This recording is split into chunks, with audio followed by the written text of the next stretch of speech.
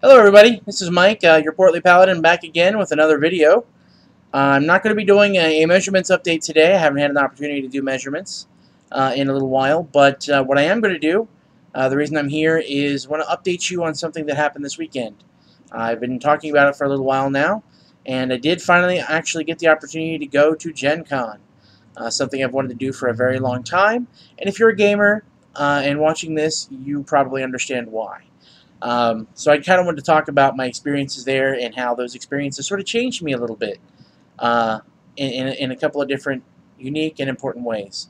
Let me go ahead and talk about a couple of my experiences, some of the things that kind of made me smile and kind of really started off my day in a way. First off, we got up really early in the morning at about 5 o'clock in the morning and drove to Indianapolis from Cincinnati. It's about a 2-hour drive. Um, we ended up stopping to get some breakfast at one point. My wife needed some coffee. She's a coffee drinker, so she needed to get that. And we needed to get a little bit of gas. So it actually took about 2.5 hours to get there. We arrived at the convention center parking lot at around 7:30. That's what time I was supposed to arrive to help someone out. I spent a lot of time playing Pathfinder and Pathfinder Society organized play. Because I do that, I also spend a lot of time online in the unofficial Paizo chat room, which is located at chat.dmtools.org. And I've sort of made a few friends in that chat room. And there's a bunch of people there that I wanted to meet while I was at the convention. One of those people is a lady by the name of Liz Quartz. She actually works for Paizo in a capacity that I'm not completely aware of what her title is, but she's a great worker nonetheless. Anyway, she was going to be running Pathfinder Society all weekend, and she needs some help on Saturday morning, and I volunteered to help out. Unfortunately, when I arrived, seeing as how it was my first trip to Gen Con, went to the wrong building, got turned around, so by the time I figured out where I needed to go and got to the right place, it was already 8 o'clock, and they were already starting to fill up the room. So she really, in the end, didn't end up needing my help. So instead, I just sort of stood around and kind of was watching the goings on and just absorbing this first event of my first ever Gen Con. And that was about the time that I felt a little tap on my shoulder, and I turned around, and this gentleman that walked up said, "Hey, I've been watching your blog. I really like that a lot. You know, you're doing a good job, etc., etc." Paraphrasing here, I'm not an exact quote. Uh, so I turned around, and the person who had just said this to me was none other than Mark Moreland, the Pathfinder Society Director for Pathfinder Society. Well, I just said that twice, didn't I? Anyway, which made me internally squeal with joy because this person that I, in a way, idolized was telling me about my blog and telling me how he liked what I did, not the other way around. So, of course, you know, I had taken my newest book here, Ultimate Combat, took that with me. So after he said that, and I had a smile on my face, I turned around and said, "Hey, will you sign my book?" You know, so that was a pretty great little encounter. And I've mentioned on here before that, in blog posts at least, that there was a couple who very much wanted me to go to Gen Con. They were doing a lot to try to convince me to go. They follow what I do here on the blog pretty closely. They're championing my cause, and they just kind of want me to succeed, I guess is the best way to say it. So they were trying to push me to go to Gen Con because they knew that it was going to be a way to kind of get me out of my comfort zone, do something that I'm not used to doing, um, and do something that I was going to love. At the time that this was going on, there was a bit of a money issue, and it wasn't going to happen, or it didn't look like it was going to happen anyway. And both Sean K. Reynolds, a developer for Paizo, and his wife, Jody, they actually offered to buy my badge, both mine and my wife, for Gen Con. That really blew me away, that they were willing to do that. It kind of really made me realize, for the first time, that the people really cared about not only me, but about what I do here on the blog. But that wasn't the first thing, or that wasn't the last thing that ever happened in that regard. Those people were probably the two people that I wanted to meet the most at Gen Con. So right after my experience in the Pathfinder Society room, I went downstairs to the exhibit hall. The exhibit hall doors opened at 10 o'clock. I walked inside. Inside there right inside the doors where I went was the Paizo booth. I glance around, I see Sean, he's handing out some things, he's dealing with admirers and signing autographs and things. So I decided to wait until things calmed down a bit, and instead did what I did upstairs. I just sort of looked around to absorb what was going on around me. My first exhibit hall trip at a GenCon. So I'm looking around, I'm seeing all the different, booths and exhibitors, dealers, etc. And I'm looking in one direction, and I hear behind me someone say, "Will you take our picture, please?" And I turn around, just curious, because I was assuming it was maybe a costumed person, maybe a cosplayer. I turn around, and no, it was Sean handing his iPhone to my wife, wanting to take a picture with me. With me. And that floored me.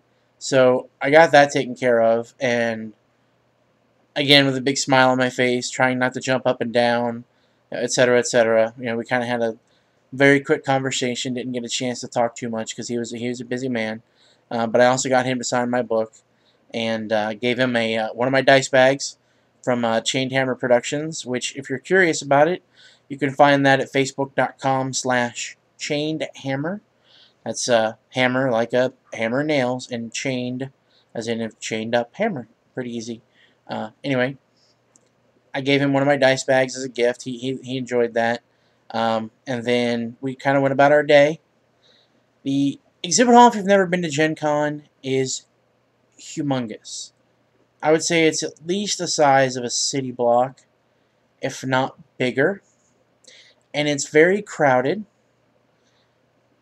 And there's lots of little aisles you have to go up and down. So one circuit of this hall is a ridiculous amount of walking.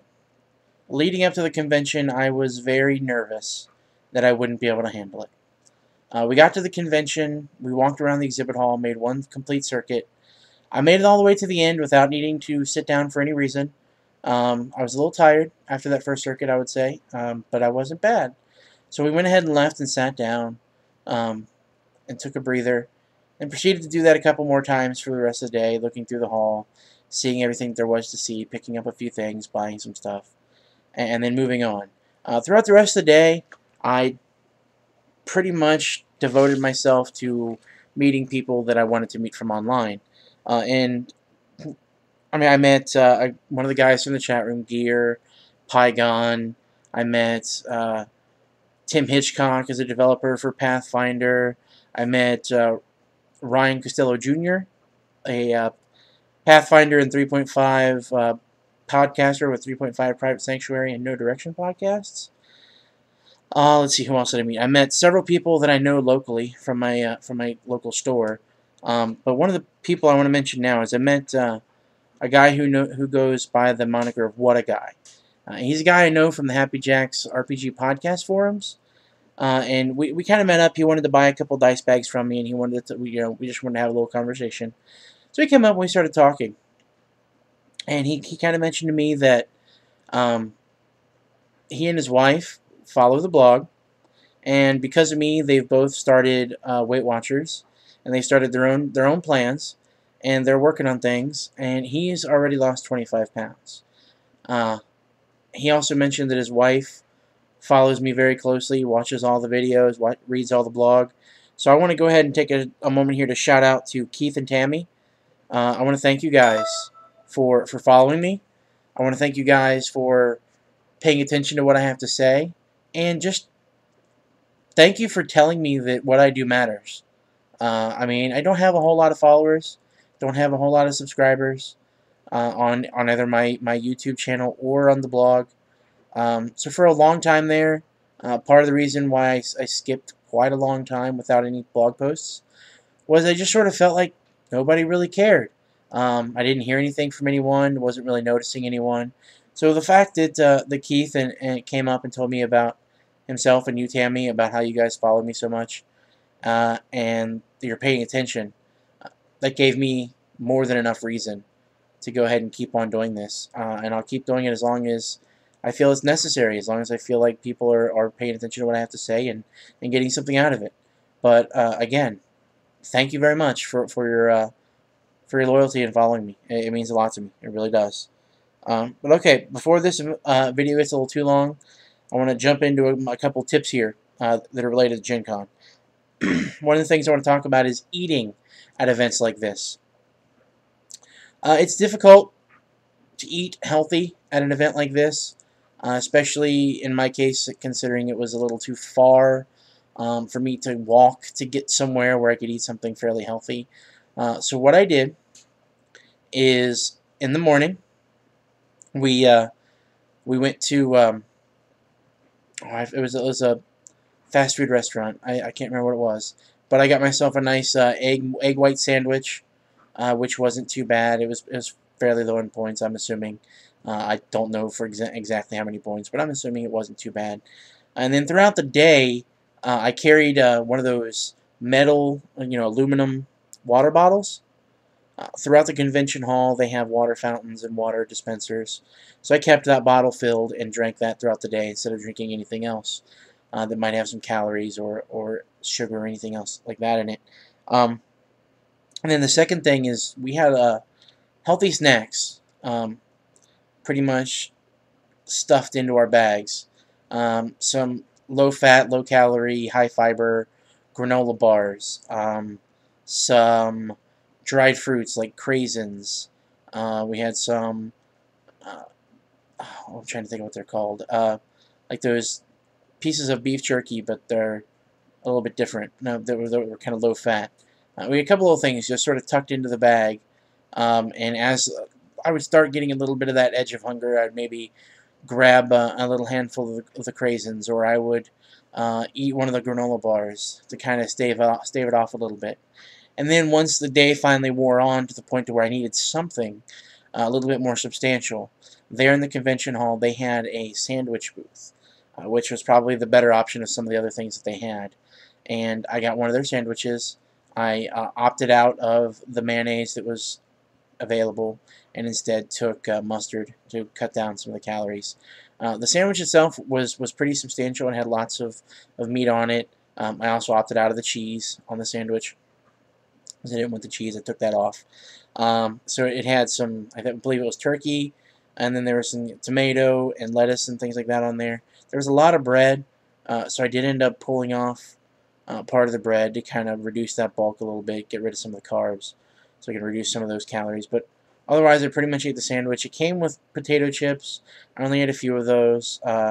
Didn't eat them all because I didn't want to have to deal with those calories. And again, just drank water. So then later in the day, I kept up with my healthier snacks, and then when I got home, I had a normal, healthier meal when I got home. So kind of keep that in mind.